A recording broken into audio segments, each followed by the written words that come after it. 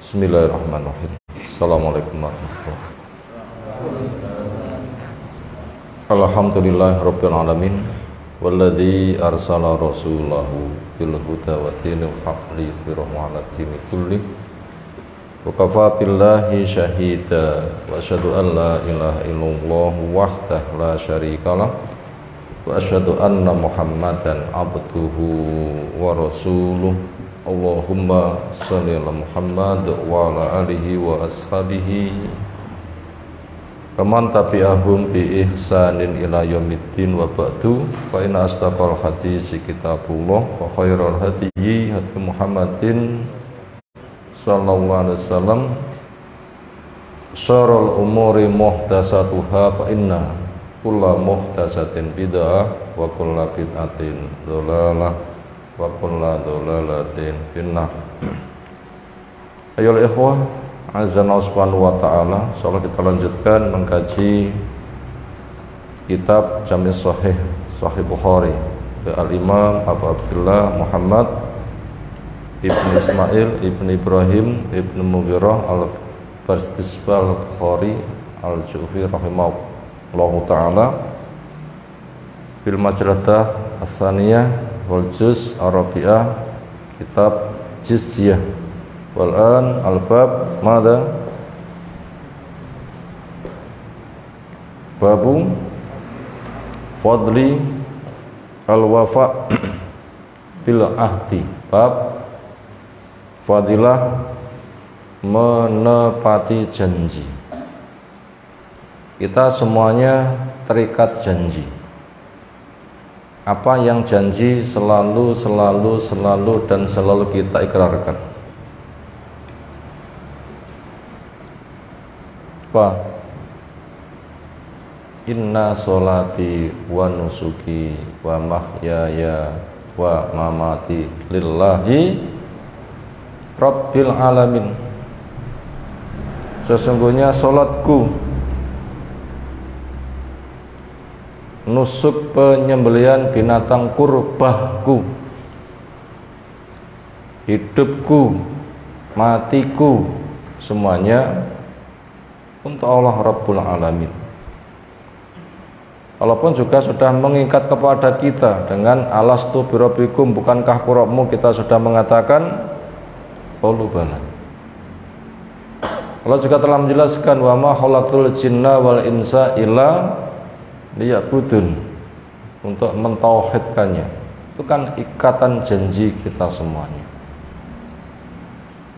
Makanya kita wajib untuk menepati janji-janji itu. Kenapa? Allah sudah ikatkan kepada kita.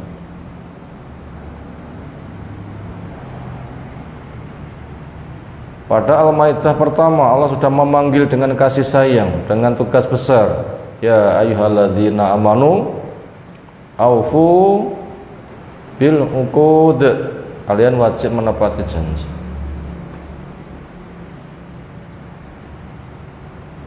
Ketika kita membawa risalah Islam berhadapan dengan orang kafir, kita menjaga kehormatan Islam.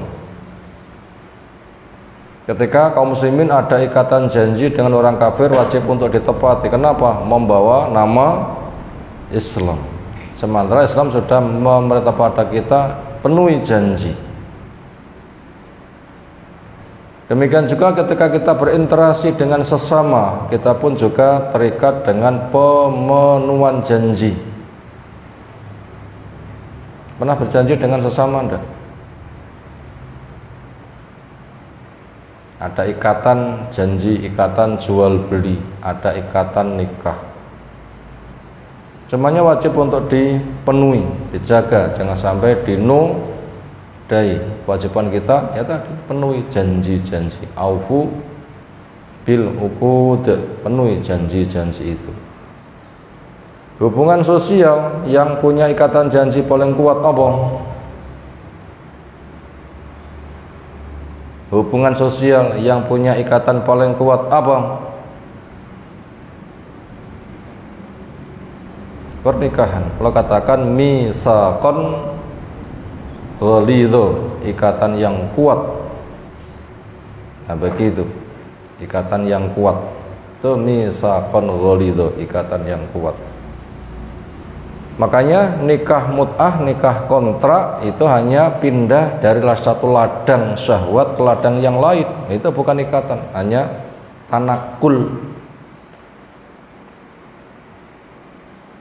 Perpindahan dari satu ladang, nggak ada ikatan yang kuat. Selesai. Termasuk juga nikah dengan niatan cerai itu adalah lebih bahaya daripada nikah mut'ah. Nikah mut'ah dua pihak sepakat. Tapi kalau lakinya punya niatan mencerai ketika sudah berjalan sekian waktu, nah itu berarti ada nilai ghis, pengkhianatan, sehingga akan ada pihak yang dikorbankan. Ternyata itu juga masuk pada wilayah penepatan janji, maka kita jadikan contoh-contoh. Kemudian ikatan janji yang diangkat di dalam tema ini adalah ketika tentara Islam berhadapan dengan tentara kafir, lalu ada muwada'ah, ada musolahah, ada musona'ah, artinya damai. Maka kaum muslimin wajib untuk memenuhi janji. Di antara janji yang ditepati Nabi SAW pada ikatan janji pertama, kapan Nabi SAW mengadakan perdamaian pertama kali? Perjanjian Hudaybiyah pertama kali. Di situ ada proyek percontohan yang akhirnya ditegaskan oleh Nabi SAW. Ini sedang terikat janji, sehingga beliau tepati. Orang yang usul ditolak. Apa kasusnya? Di mana orang yang bergabung kepada Nabi ketika ditangkap oleh mereka nggak boleh dikembalikan, tapi anggota mereka yang ketangkap Nabi harus dikembalikan. Itu ikatannya. Jadi ada pihak atau suku yang bergabung dengan Nabi ternyata sedang berada pada kuasa mereka, tidak boleh untuk diminta. Tapi orang-orang mereka yang berada pada genggaman tangan Nabi, kembalikan, berikan kepada mereka, seolah pilih kasih. Sampai Umar bisa dibilang muring-muring. Kenapa kita dihinakan seperti ini? Kenapa kita nggak bela diri saja? Bukankah bila kita mati, bangkai kita dijanjikan surga? Bila mereka mati, bangkaikan mereka diancam neraka. Sampai seperti itu. Jawabnya, kita sedang terikat janji. Akhirnya orang-orang yang bergabung kepada Nabi tapi ketangkap mereka, ternyata Allah memberikan jalan keluar. Apa jalan keluarnya? Satu demi satu lolos dari cengkraman mereka. Tapi mau bergabung dengan Nabi tidak boleh. Kenapa? Kamu kan ketangkap mereka, nggak boleh bergabung dengan kami. Akhirnya mereka kembali kepada Quraisy, nggak mungkin karena memang lolos. Bergabung kepada Nabi juga nggak mungkin. Kenapa? Sedang menepati janji, nggak boleh. Akhirnya mereka yang lepas jadi apa? Jadi sebuah komunitas yang dianggap membahayakan oleh orang Quraisy. Kenapa? Karena saben-saben kafilah dagang mereka lewat mesti dirampas. Jengkel nggak mereka orang Quraisy? Dan mereka nggak bisa menaklukkan. Akhirnya ya sudahlah, kamu gabung karo bosmu kono. Nah begitu, bahasa gampangnya seperti itu. Itu contoh kewajiban kita menepati janji. Makanya untuk kehidupan kita sehari-hari yang kita sering ada ikatan janji, maka wajib untuk ditepati. Nggak boleh untuk dinodai, harus ditepati. Wadul khatasan.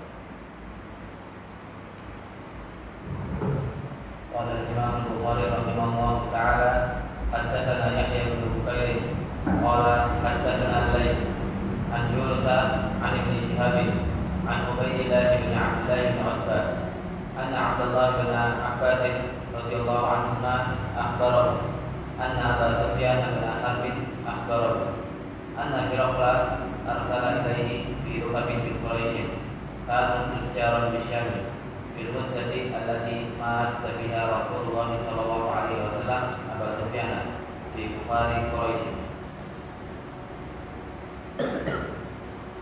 Setelah dibacakan rangkaian para perawi, Imam Bukhari dari gurunya dari gurunya, akhirnya ketemu pada isi hadis yang diceritakan oleh Ibnu Abbas, menceritakan tentang anak Abu Sufyan Ibn Harb akhbaru menghabarkannya. Anak Heraklius, sungguhnya Heraklius, arsala ilaihi mengirim utusan kepada Abu Sufyan fi rakwin di dalam rombongan min Quraisy, dari Quraisy.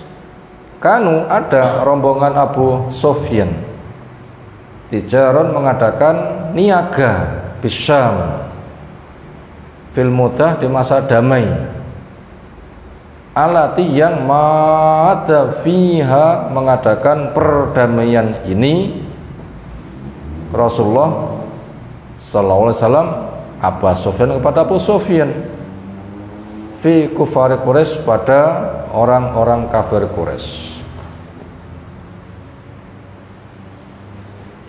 Perdamaian apa yang diadakan Nabi SAW dengan orang kafir Quraisy, yang Quraisy itu diwakili Abu Sufyan? Janjian Hudaybiyah yang sudah dijawab tadi, tahun 7 Hijriah. Isinya tidak perang selama 10 tahun, umrah ditunda tahun depan, itu pun hanya 3 hari. Kelompok mereka ketangkap, kembalikan. Kelompok Nabi yang ketangkap jangan diminta.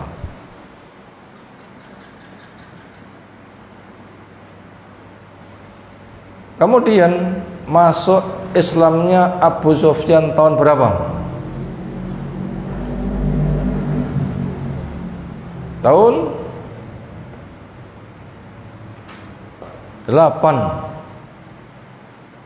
Karena perjanjian berjalan 2 tahun, suku yang bergabung kepada Quraisy bermasalah dengan suku yang bergabung dengan Nabi SAW. Kemudian terjadi perselisihan, orang Quraisy membantu. Itu dianggap merusak perjanjian. Akhirnya diadakan penaklukan, mengkhianati janji, taklukkan. Akhirnya terjadi penaklukan kota Mekah. Dari Madinah disiapkan pasukan berapa? 10.000 atau 11.000. Kemudian gerak rahasia, tak terpantau, baru ketahuan ketika sudah mengepung ketat. Abbas waktu itu bersama rombongannya hendak hijrah ke Madinah, lalu berpapasan dengan rombongan Nabi SAW. Akhirnya dimanfaatkan untuk menemui kepada Abu Sufyan. Kemudian Abu Sufyan diajak keliling, lihat negaramu telah dikepung, itu pasukan, itu pasukan, itu pasukan. Dilihat api unggunnya menunjukkan besarnya pasukan ketika malam hari. Kamu mau apa? Apa mampu kamu melawan mereka? Lihat, sudah dikepung ketat seperti itu. Luar biasa. Ayo sekarang kamu saya hadapkan pada Nabi. Kamu dijamin aman. Saya membawa bukti kamu dijamin aman oleh Nabi. Ayo sono. Itu mantumu dewi gitu ya, mantu sendiri kan. Siapa? Istri Nabi yang dia anaknya Abu Sufyan, Ramlah, kunyahnya Ummu Habibah. Kisahnya hijrah ke Habsi, suaminya murtad, masa iddahnya habis, kemudian dinikahkan dengan Nabi SAW. Ketemu di mana? Tahun ke-7 ketika Nabi mengadakan penaklukan Khaybar. Nah, ketika terjadi pengkhianatan, Abu Sufyan pun juga datang ke Madinah, mencoba Abu Bakar, tolong hantarkan saya untuk ketemu dengan pimpinanmu. Gak bisa. Ketemu Umar, hantarkan saya ketemu pimpinanmu, malah getak ente-entean. Dasar Umar keras. Ketemu dengan Ali lembut, tapi Ali nggak bisa menjamin. Akhirnya dia datang kepada anaknya Ramlah, untuk dipertemukan dengan Nabi Shallallahu Alaihi Wasallam. Nah begitu, itu kasus pengerusakan mereka. Akhirnya terjadi seperti itu. Akhirnya Abu Sufyan pun juga setelah berbincang panjang dengan Nabi SAW juga masuk Islam. Makanya penaklukannya dengan suara. Siapa meletakkan senjata aman, masuk rumah menguncinya aman, masuk masjid aman, masuk rumahnya Abu Sufyan aman. Tapi ya Abu Sufyan setelah melobi istrinya dulu, karena galak juga ini istrinya. Ketika istrinya bisa ditaklukkan, akhirnya sama-sama masuk Islam, patok-patoknya dihancurkan semuanya, akhirnya berbondong-bondong masuk Islam. Baru rumahnya bisa digunakan untuk tempat persembunyian. Itu gambarannya ke sana. Nah, ketika sudah masuk Islam, kurang lebih itulah Abu Sufyan itu cerita kepada Ibnu Abbas, kisahku dhisik iki ngene iki. Nah, begitu kisahku dhisik seperti itu. Kenapa? Karena Ibnu Abbas jelas generasi Islam, Abu Sufyan itu generasi kafir. Kok bisa cerita? Ya otomatis kita sudah masuk Islam, sama-sama sudah ketemu di Madinah. Wallahu a'lam. Wallahu a'lam. Itu gambarnya ke sana. Maka di sini penceritanya dari Ibnu Abbas. Nah, di masa damai di tahun 6 Hijriah dari perjanjian Hudaybiyah, karena siapapun paham umat Islam itu bisa menepati janji. Saking percayanya wong kafir kalau umat Islam itu bisa menepati janji, negaranya ditinggalkan kosong itu tidak membahayakan. Kenapa? Nabi nggak akan menyerang kepada Mekah. Kenapa? Sedang janji damai. Kenapa? Dipercaya. Nabi kita bukan tipe orang yang mengkhianati janji. Sementara Abu Sufyan itu kan sebagai presidennya kan, bisa dibilang begitu kan, pucuk pimpinannya. Ternyata malah tinggal merantau pergi kemana? Ke Syam untuk apa? Untuk dagang. Nah, waktu damai seperti itu, apa kegiatan Nabi SAW? Bersifat ekstra, langkah lebih maju lagi. Apa? Mengembangkan dakwah, sehingga dakwahnya bukan jihad dan kabiro, karena sudah dilalui. Jihadnya bukan membela diri, karena orang yang menyakiti sudah bisa dikunci. Apa? Perdamaian. Orang Quraisy sudah nggak berkutik lagi. Kenapa? Ikat. Kemudian dakwah Nabi pun juga bukan sebatas menuntut kepada mereka yang menodai, tapi juga mengembangkan dakwah. Apa? Gebrakan Nabi SAW dalam mengembangkan dakwah, kirim delegasi membawa surat dakwah ke berbagai macam kerajaan. Ini gebrakannya. Jadi dengan Quraisy sudah nggak membahayakan, orang Yahudi pun juga bisa dikendalikan. Dua musuh yang paling galak itu sudah berada pada kerangkeng, ya kan? Yahudi di kerangkeng, Quraisy di kerangkeng. Dua ini musuh yang paling galak. Mana dalilnya? La tajidanna asyaddan nasi adawatan lilladzina amanu al-yahud waladzina asyraku. Kamu pasti jumpai orang yang paling amat sangat permusuhannya kepada mukmin, dia adalah Yahudi dan orang-orang musuh. Keduanya sudah dikerangkeng ini.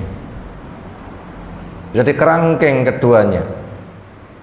Di kerangkengnya orang Yahudi, Qainuqa sudah dibredel, Bani Nadir dibredel, Quraidah juga sudah dibredel. Tinggal Khaybar. Agak jauh tempatnya. Tinggal Khaybar. Tempat pelarian. Dan mereka itu didatangi. Sehingga tidak menjangkau ke Madinah karena mereka itu didatangi. Wallahu a'lam. Quraisynya sudah dikerangkeng, akhirnya mengembangkan sayap dakwah, kirim surat ke berbagai macam negeri termasuk Heraklius, adidaya dunia. Isinya adalah aslim taslam. Diawali salamun ala man ittaba'al huda, keselamatan buat orang yang mengikuti petunjuk, aslim taslam. Sekarang pertanyaannya, bolehkah menyampaikan salam kepada ahli kitab? Jawab. Bolehkah menyampaikan salam kepada ahli kitab? Jawab. Salamnya piye gitu dulu. Salamnya assalamualaikum gak oleh. Tapi yang boleh gimana? Salamun ala manit taba'al huda, keselamatan kepada orang yang mau mengikuti petunjuk. Kalau kita hendak kirim surat kepada pemeluk agama lain, boleh salam dulu. Tapi itu tuh assalamualaikum. Tapi apa? Salamun ala manit taba'al huda, salamun ala man ittaba'a al huda, salamun ala man ittaba'al huda, keselamatan semoga tercurah kepada orang yang mau menerima petunjuk. Makanya dikatakan aslim taslam, silahkan kamu masuk Islam, niscaya kamu selamat. Heraklius ketika mendapatkan surat itu mengadakan pengecekan dulu antara menerima dan menolak. Makanya mereka mencari sumber berita tentang karakter orang yang ngirimi, orang yang ngaku sebagai nabi, jane iki sopo, untuk mengetahui profilnya dengan persis yang nanti akan bisa menjadi bahan pertimbangan iya atau tidak. Itu didalami dulu. Kira-kira yang sudah siap nikah, sudah ada akhwat siap nikah, iya lusa saya dinikahkan gitu ya. Ya jangan, ya dicek dulu siapa latar belakangnya, profilnya, akidahnya, manhajnya. Ternyata dia itu orang Qadariyah, majusinya umat ini. Ayo ya ayo, memang perempuan ganteng gimana? Karena tidak boleh menjenguk sakitnya majusi, tidak boleh ngurus jenazahnya majusi, tidak boleh nikah dengan mereka, tidak boleh. Cek dulu. Termasuk ada berita tabayun dulu. Nah begitu. Ternyata tabayun Heraklius itu dengan datang ke Syam, karena itu wilayah kekuasaannya. Sementara markasnya ada di Romawi. Syam itu wilayah kekuasaannya. Mana sih Syam itu? Jazirah Arab Pol bagian utara. Berapa jarak Madinah ke Syam? 1252 km, 1252 kilometer. Di sana ada istana namanya Ilya. Kesitulah dia berada, dan itu musim dagang. Karena bila kita lihat pada surah li'ilafi Quraisy ilafim rihlata syita wassaif, jadi orang Quraisy itu punya dua musim dagang. Musim dingin di mana, musim panas di mana, itu ada tempatnya antara Yaman dan Syam. Antara Yaman dan Syam. Nah begitu. Nah, dikala itulah rombongan Abu Sufyan bertepatan dengan pencarian Heraklius untuk mencari berita, carikan orang Arab yang bisa saya tanya, yang mengenal tentang profil orang yang ngirimi surat kepada saya, katanya Nabi. Rombongan Abu Sufyan dimampirkan. Lewat juru bicara penterjemahnya terjadi perbincangan untuk mengungkap profil Nabi SAW. Pertanyaan demi pertanyaan disampaikan. Bagaimana nasab dia di tengah-tengah kamu? Oh, dia termasuk keluarga kami. Jelas siapa bapak ibunya, ujung-ujungnya bernasab pada Nabi Ismail Ibrahim. Apakah ada di antara keluarga leluhurnya yang jadi raja? Tidak ada. Apakah pengikutnya itu masyarakat kaya-kaya atau menengah ke bawah yang doif du'afa, menengah ke bawah yang doif yang du'afa? Apa risalah agamanya diceritakan untuk bertauhid, meninggalkan tradisi nenek moyang, untuk menghamba kepada Allah, ngurus fakir, miskin, yatim dan macem-macem. Apakah ada umatnya yang berkhianat, yang murtad? Enggak ada. Apakah dia itu pernah mengkhianati janji? Enggak juga. Dan berbagai macam pertanyaan yang lain. Setelah itu Heraklius memberikan komentar, ya begitulah, Nabi itu diutus memang jelas nasabnya. Begitulah, Nabi diutus itu tidak untuk mencari sejarah kekuasaan dari leluhurnya. Kalau leluhurnya ada yang jadi raja, berarti ngaku jadi Nabi itu sebatas untuk mencari kerajaan. Jane itu cari dunia tapi mengatasnamakan jadi Nabi. Kalau dia itu keluarganya itu tidak ada jadi raja, berarti dia itu tidak cari kerajaan. Begitulah Nabi itu memang dipercaya, nggak ada Nabi pengkhianat. Begitulah yang namanya umat Nabi. Yang paling banyak adalah lemah-lemahnya masyarakat. Coba kalau di sini anak seorang konglomerat yang orang tuanya sehari penghasilannya 1 miliar, ini kira-kira pantas gak sekolah yang mondok naik ini kira-kira? Gak pantas. Kemana? Ya keluar negeri. Nah begitu. Andaikan ada itu memang betul-betul dapat hidayah. Nah begitu, betul-betul dapat hidayah sehingga dia siap mendanai. Nah senada dengan itu, tapi jarang. Maka itu yang paling banyak adalah lemah-lemahnya, berekonomi miskin. Ini rata-rata orang tuanya bos-bos ya. Iya bos, punya istri, punya anak, kan bos juga lah ya. Tapi duitnya piro saya tidak tahu. Kenapa? Saya belum pernah tahu dompetnya masalah.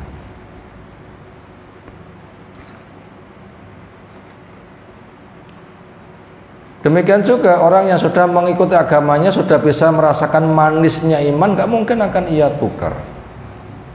Setelah semua pertanyaan dijawab, akhirnya dia itu yakin memang ini betul-betul Nabi. Dan dia sudah berdiskusi dengan teman seperguruannya. Memang dia termasuk tokoh Nasrani yang kuat agamanya.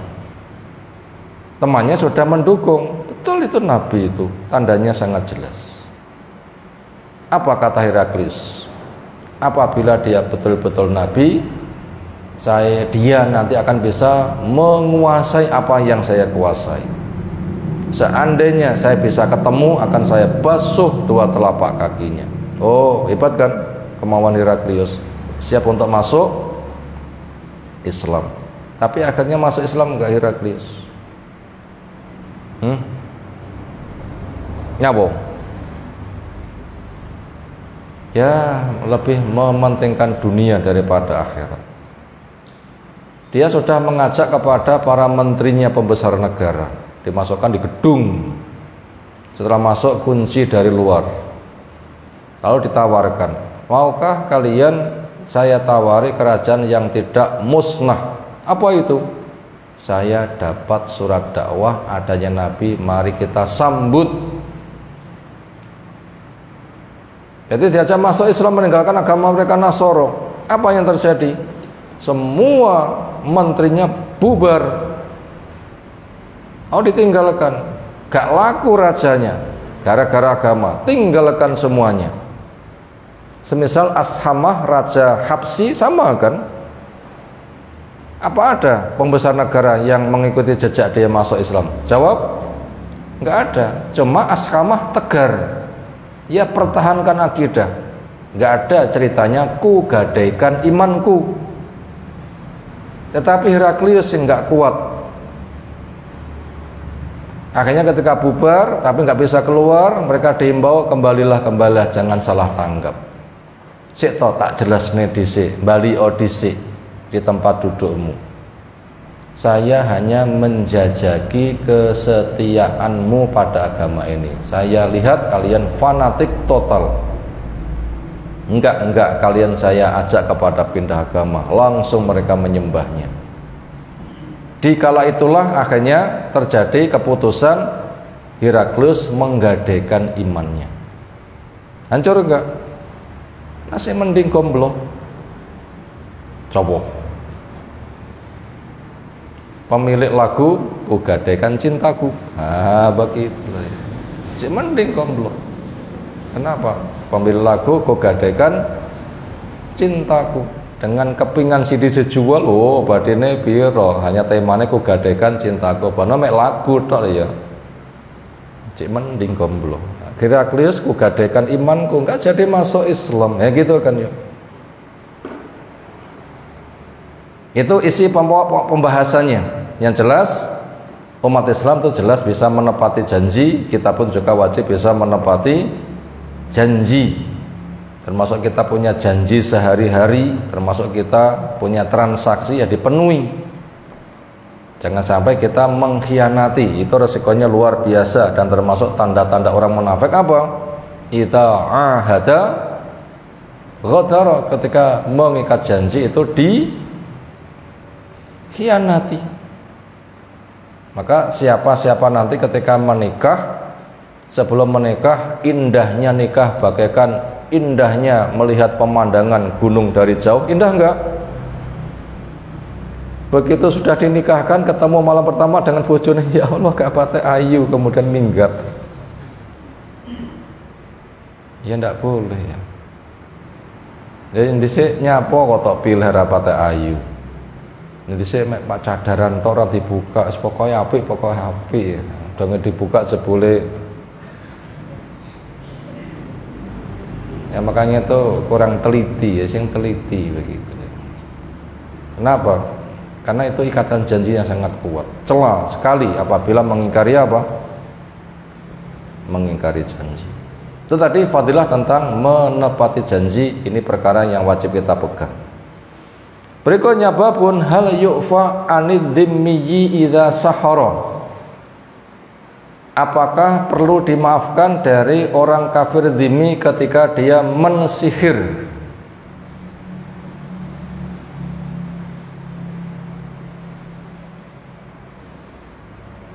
Bacakan dulu, fadhil. Qala Ibnu Wahab.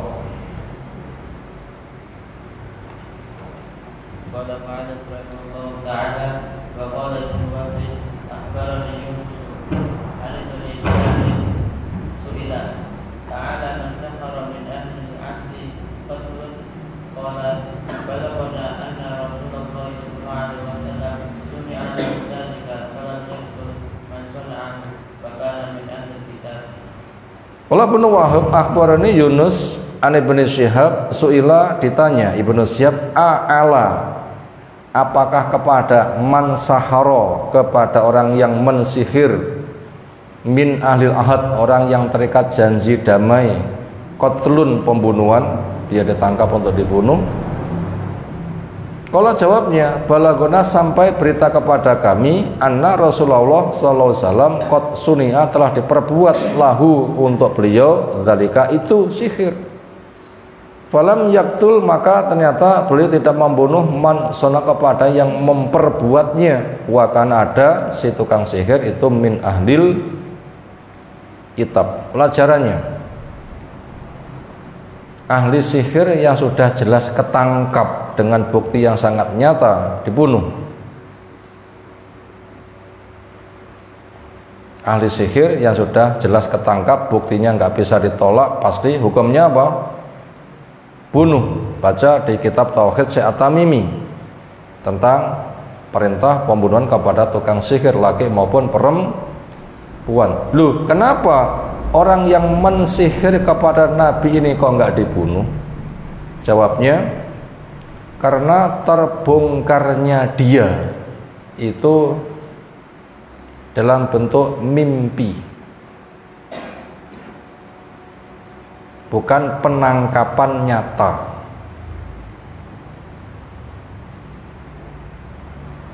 Karena ketika Nabi SAW itu disihir, berdoa, akhirnya Allah kirimkan malaikat. Terjadi perbincangan. Ngapain orang ini disihir? Siapa sing mensihir? Labid bin A'sam si Yahudi. Gimana proses pensihirannya? Dia mencari rontokan rambut Nabi SAW dan rontokan gigi sisir. Itu sebagai alamat. Milik siapa nanti setannya bisa membawa alamat itu. Diikat pada mayang korma jantan, seolah itu kepala setan.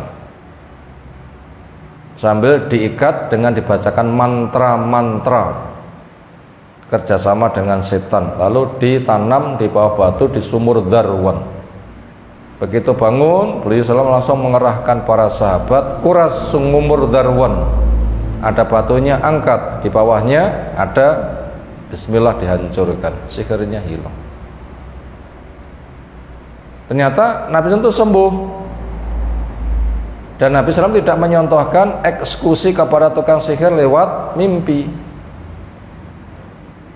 Tetapi kalau tukang sihir betul-betul ketangkap nyata, terbongkar sihirnya, ya dieksekusi. Tapi untuk kasus ini kan pembongkaran dia sebagai tukang sihir lewat apa? Mimpi. Dan itu kan kekhususan Nabi. Sehingga tidak dianjurkan bila orang itu kesihir lalu dimimpikan, lalu dieksekusi lewat mimpi, kan nggak bisa kan? Ya bukti nyata dibawa ke pengadilan, baru nanti bisa dipenggal lehernya. Nah begitu pokok permasalahannya. Jadi tukang sihir itu dipenggal apa enggak, maka jawabnya pembongkarannya lewat apa? Bila pembongkarannya lewat bukti nyata, iya. Tapi bila pembongkarannya lewat mimpi, semisal kekhususan Nabi, ternyata Nabi tidak melaksanakannya. Karena pemberlakuan seperti itu kan enggak terjadi kan. Si A mimpi disihir, apa langsung ditangkap, dieksekusi. Mana buktinya? Mimpi. Loh, mimpinya misalkan bukan wahyu. Nah begitu, itu kasusnya ke sana. Kemudian tema yang lain bila kita kaitkan ketika Nabi SAW itu disakiti pribadi dan tidak memakan korban, itu dimaafkan. Kasusnya diracun, dimaafkan kan? Kenapa? Yang disakiti pribadi dan ternyata nggak memakan korban, dimaafkan dia. Tapi apabila yang disakiti agama, jelas tegak hukum. Demi Allah, andaikan Fatimah anak perempuanku mencuri, akan saya potong. Loh, jelaskan. Atau memakan korban, contohnya racun tadi, untuk Nabi SAW sendiri ternyata tidak kena, tapi sahabat yang lain memakan hanya mati. Ya, si penabur racun dibunuh. Kenapa? Kisos, ada yang jadi korban. Tapi untuk Nabi sendiri ketika nggak jadi korban, Nabi memaafkan. Ini sikap Nabi SAW kepada orang yang menyakiti. Seperti itu. Selagi tidak memakan korban atau korbannya bukan agama, itu dimaafkan. Tapi apabila memakan korban, kisos, agama dikorbankan, tegakkan hukum. Tapi kalau pribadi itu dimaafkan. Itulah akhlak Nabi SAW. Berikutnya kita akan mengenal tentang seluk-beluk sihir. Setelah pokok pembahasan itu sudah kita sampaikan. Sekarang kita membahas tentang seluk-beluk sihir. Apa makna bahasa sihir? Sesuatu yang sembunyi. Ma khafiya wujuduhu. Di waktu sahur, waktu lengang, waktu sembunyi. Makanya sihir itu beroperasinya di waktu sahur, waktu lengang, waktu sembunyi. Makanya umat Islam mendapatkan pembentengan agar aman dari operasi sihir di waktu lengang yang sembunyi. Dan semua orang itu berpotensi hilang penjagaannya di waktu lengang. Kenapa? Tidur. Waktu itu sihir beroperasi. Kenapa? Orang nggak punya benteng. Kenapa? Tidur. Nggak zikir, nggak punya benteng. Makanya pembentengannya apa? Pembentengannya ada sebelum tidur. Wudu dulu, kibasi bismillah diulang 3 kali, rebahkan, pasrahkan diri, bismillah Allahumma mutu wa'ah, ya baca doa Allahumma aslam itu sampai habis bersama fatihahnya. Baca ayat kursi, Allah yang akan menjaga. Senada dengan itu, bila nanti kena mati, nanti akan fitrah. Ini penjagaan dari bahaya sihir. Di waktu lengang akan beroperasi. Kemudian di waktu sahur, umat Islam itu suruh bangun untuk sholat, memperbanyak istighfar. Wabil asharihum yastaghfirun. Sehingga ketika siaga punya pengamanan sihir, ketika datang nggak ada jalan masuk. Kenapa? Orangnya bangun sholat, zikir, memperbanyak istighfar. Nah begitu. Tapi kenapa Nabi kok juga bisa kena sihir? Jawab. Karena Nabi pun juga bisa lupa, sihir bisa masuk ketika sedang lupa. Nabi bisa lupa, sihir masuk ketika lupa. Mana dalil Nabi bisa lupa? Ayo, siapa tahu? Ayo, sudah dibaca nih hadisnya. Coba bisa jawab. Ana basyarun mislukum ansa kama tansauna fa idza nasitu wa dzakiruni. Ada kan di kitab usul di Al-Wajiz tentang sujud sahwi, ada kan? Saya masih misal kamu, saya bisa lupa sebagaimana kamu lupa. Maka bila saya lupa, ingatkan sampai dapat 2 rakaat salam. Lu lupakan juga kan? Gak tahiyat awal, lupa juga kan? Suratnya malah 5, lo lupa juga kan? Nah seperti itu. Itu kenyataan dan ungkapan. Nah dikala lupa itulah sihir bisa masuk. Maka Nabi pun juga kena sihir. Makanya kalau Nabi pun juga bisa kena sihir, kita juga sangat potensial. Karena kita punya jiwa kemanusiaan. Memang manusia apa? Bisa lupa. Nabi saja masih bisa, tapi itu nggak membahayakan kenabiannya. Tapi itu hanya menimpa kepada fisiknya saja, dan siapapun akan mengalami musibah fisik. Wallahu alam. Itu tadi sihir makna bahasa. Apa sihir makna istilah?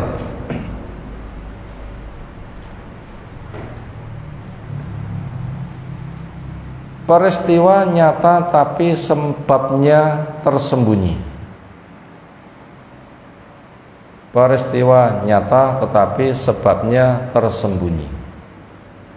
Peristiwanya ada tapi sebabnya tersembunyi. Itu definisi sihir. Peristiwa nyata tetapi sebabnya tersembunyi. Makanya lek bengi-bengi orang itu sendirian di dalam rumah, ternyata pintunya itu bisa buka tutup,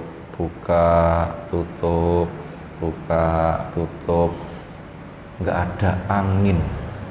Dan biasanya berat loh pintu ini, kok bisa buka tutup. Wah, setan nih. Pernah dipermainkan. Nah, dipasang senar 2, cetok rono, tarik sana, buka sana, tarik sana, buka sono. Dipasang tali, dipermainkan. Wah, enak setan omahku, setane wah akeh. Ketika dicek nek tali ini diturut jenenge wonge ndelik, wah iki setane.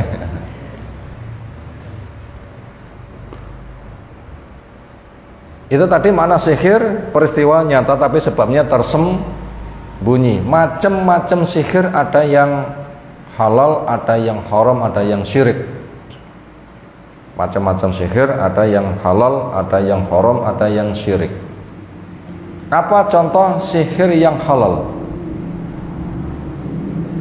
Orang pandai mengolah kata sehingga bisa mempengaruhi orang untuk kemaslahatan, itu halal.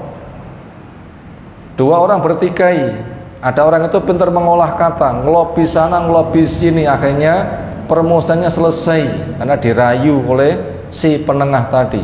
Itu sihir halal. Adiknya pintar nangis, kakaknya pintar ngerayu, begitu digendong kakak itu mesti menang, pintar ngerayu, itu halal seperti itu. Itu halal seperti itu. Suami marah-marah, istri pintar ngelucu, akhirnya malah senyum, sihir juga itu. Suami gampang marah, suaminya gitu termasuk orang yang jenaka. Apa jenaka? Pelengah-pelengah, lucu, seneng guyon. Kadang khotbah pun juga guyon, pelengah-pelengah. Wah, gak ada wibawanya kalau gitu loh. Pak Khotib sedang ngelawak itu. Gak ada wibawa. Yang ngono tapi aja ngono. Maknanya itu jenakamu ditempatkan di waktunya. Aja pas khotbah, ndak bisa nanti. Oh, khotbah hehehe. Jadi Pak Khotib ini ngajari jamaah menjadi pelawak atau gimana gitu. Khotbah jangan. Kenapa? Nah, misalnya kalau khotbah itu suaranya meninggi, mengeras, mata memerah bagaikan panglima perang. Nah begitu, asah-asah itu ada waktunya sendiri sendiri. Itu tadi contoh sihir yang halal. Yang haram termasuk khotib berkhutbah menyebabkan jamaah malah gak paham, malah salah pemahaman, itu haram. Wa inna minal bayani la sihron, gak boleh yang kayak begitu. Tinggal penggunaan untuk apa? Yang kedua, sihir dalam bentuk sulapan, kecekatan gerak tangan dan kelengkapan alat. Sebenarnya itu real, cuma cekatan dan alatnya lengkap sehingga orang yang memandang itu salah duga. Misalnya ada wadah kosong, disini watu, nanti jadi nasi. Ini caranya kosong, ya kosong. Batu dimasukkan, kemudian direbus, buka, jadi nasi. Bicaranya ini jane dolanan, gue jane gak tenanan. Waktu ya pangah watu, tapi kok ada nasinya. Ya tutupnya saja dilapisi ya. Tutup pertama lapisi nasi, tutup kedua dibuka kosong, dibuka kabeh dua lapisan kosong kan, ditutup, nanti dipegang satunya, dibuka tutup yang paling atas, nggak ada nasinya, lo jadi nasi tau lo. Pomo tenanan, mulai rasa manjing wis warek terus bedino lo.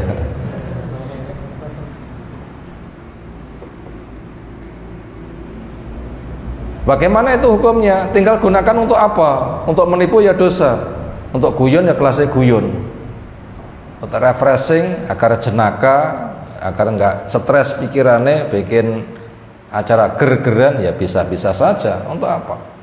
Sekarang yang ketiga yang jelas-jelas haram itu apabila ada kerjasama dengan jin, ada penghambaan, ada penyembahan, ada kesyirikan. Jadi proses rahasia itu menggunakan tenaga jin, ternyata jadi syirik.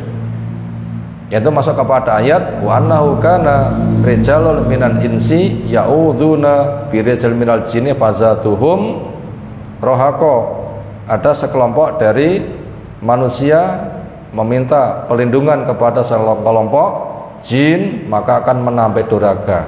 Itu apabila cara kerja sihirnya menggunakan tenaga setan, tukang sihirnya bekerja sama menghamba kepada setan. Ini masuk kepada wilayah kesyirikan, termasuk ijtanibu as-sab'a al-mubiqat, jauhi 7 amal yang bisa meluluh lantakan adanya asyirku, as-sihru dan macam-macam sebagaimana yang ada di dalam hadis itu sendiri. Kemudian kita kembali kepada bab. Ternyata Nabi SAW itu ketika disihir itu tidak membunuh kepada dia, yang tadi sudah kita sebutkan kapan tukang sihir itu bisa dibunuh. Kemudian hadis yang ada di dari Bu Aisyah, anan Nabi SAW suhiro disihir hatta sehingga yukhayyalu ilai, dikhayalkan kepada Nabi annahu sona syai'an, beliau melakukan sesuatu walam yasna'hu, sementara beliau tidak melakukan apa? Khayalan yang terkhayalkan pada Nabi ketika disihir. Apa isi khayalannya? Seolah mempergauli istrinya padahal tidak. Itu sampai 6 bulan, sampai rambut pun juga rontok. Berat kan? Kemudian proses ruqyah itu supaya masing-masing dari kita bisa, karena Nabi menyontohkan ruqyah mandiri.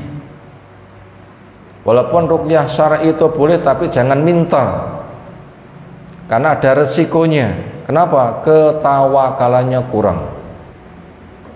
Karena orang yang masuk surga tanpa hisab, tanpa azab, apa diantaranya? Walaupun ruqyah syar'i itu boleh, tapi dia itu tidak minta. Kenapa? Ruqyah mandiri.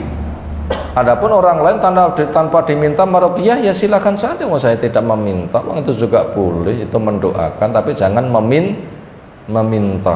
Makanya ruqyah mandiri. Siapa sing gak iso angkat tangan? Siapa sing gak iso ruqyah mandiri angkat tangan? Gak bisa kamu? Gak bisa. Sekarang yang bisa semuanya bisa, kecuali satu yang ketangga tadi kan nggak bisa satu, berarti semuanya bisa. Terus gimana ruqyah syar'i? Oh, tadi nggak ngacung tadi.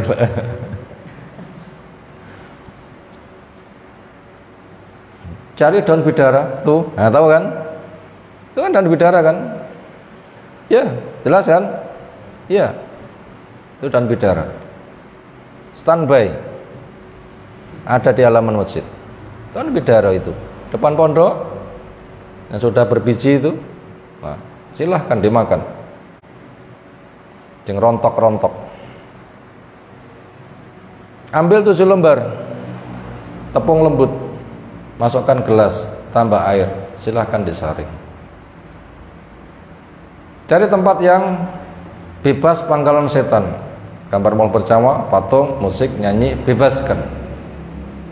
Wudu, sholat 2 rakaat. Selesai, dekatkan ke mulut gelasnya. Baca ta'awudz bismillah. Al-Fatihah, An-Nas, Falaq, Qulhu, ayat kursi, 2 ayat terakhir dari Al-Baqarah, dan ayat-ayat yang lain terserah mana yang dihafal. Selesai, sebulkan. Tapi tanpa air. Cokaro. Tanpa air.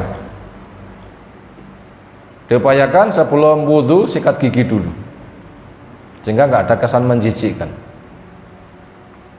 Saya ulang sampai 3 kali. Itulah bisa diminum untuk wudhu, untuk mandi. Dan itu pun untuk diulang-ulang, nggak selesai, nggak sekali selesai.